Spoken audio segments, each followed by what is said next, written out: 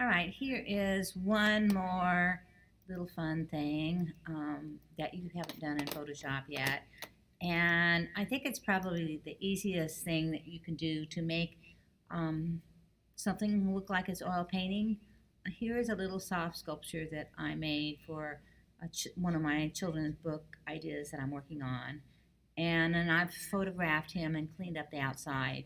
And we're going to use the art history brush tool. And the trick is to not do anything to the original size of the piece. That if you're going to go in and work from the photo and do some other things to it, add filters to it or play with it, colors, that you don't crop it, because if you do, make sure you save it, close it, and open it up again, because it doesn't like if you crop it. And then you can just go over the top of it. That particular brush was pastel, so you get to pick your brush. Um, let's try this again and go to oil, medium brush, wet edges, and art history brush. So medium brush, wet edges. All right.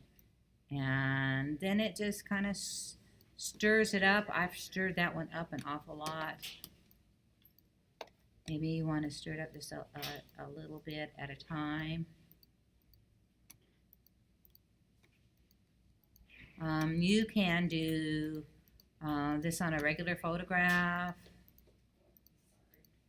You can do it with a lot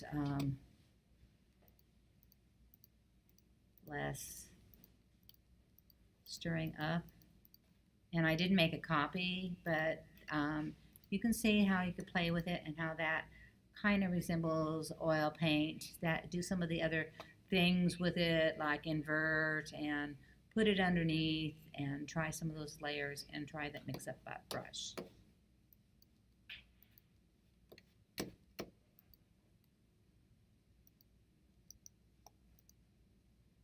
right, let's see if this one worked.